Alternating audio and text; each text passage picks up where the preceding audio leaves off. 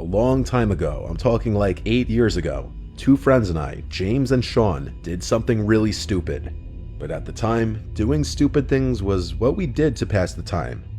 We're not really friends with James anymore, but Sean and I still talk often, and so oftentimes we'll talk with each other about this story. We were 19 years old. We lived in bumfuck New Jersey. Lots of vacant houses in our old town. And atop a hilly road not far from our houses was an abandoned church. Locals knew about the church. It was on a closed-off road, and it had been abandoned for many years. I'm not sure if it's still standing or what the current state of it is, as I live in Florida now. But James, Sean, and I, being the troublemaking thrill-seekers we were, came up with this genius plan of bringing a Ouija board to the church late one night. This was October, so I guess we were doing it in honor of spooky season. Sean had the Ouija board in his closet, so he brought it. I drove the three of us, so I first picked up James, then Sean, and we just drove straight towards the church. Since the road up the hill to the church was literally blocked off, we had to park on the side of the road and walk from there. We followed the road up the hill to the church, using one flashlight at first, so as not to overdo it and draw any possible attention.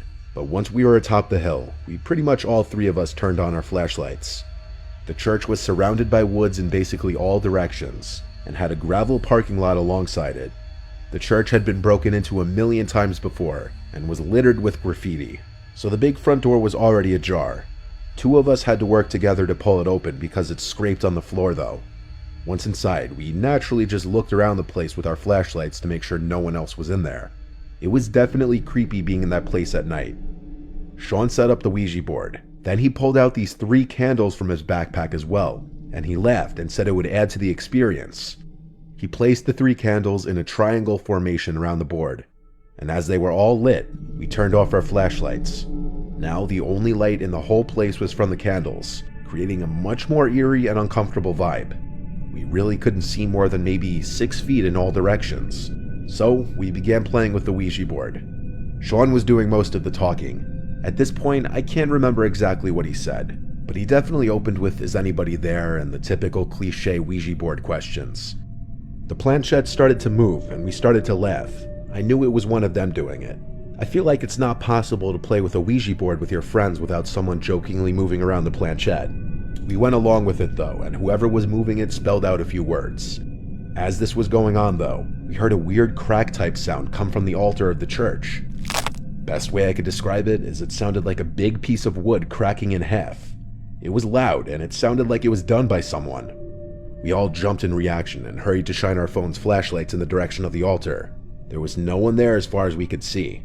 I think both of them were just as freaked out as I was after that. But the place was old and falling apart, so some weird noises here and there didn't seem that crazy, and so we kept going. We all took turns asking the board questions, but the planchette was no longer moving.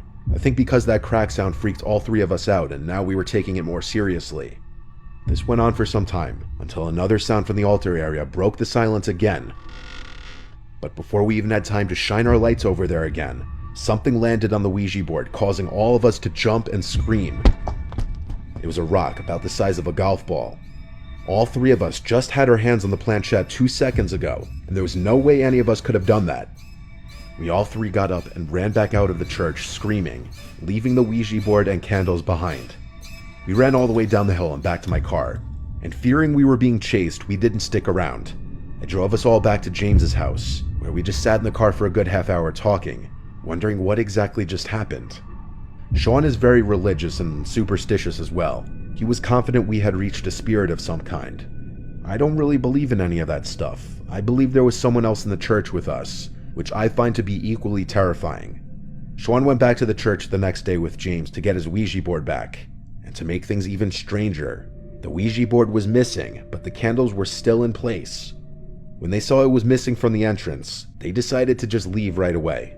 This remains to be the single scariest experience of my life.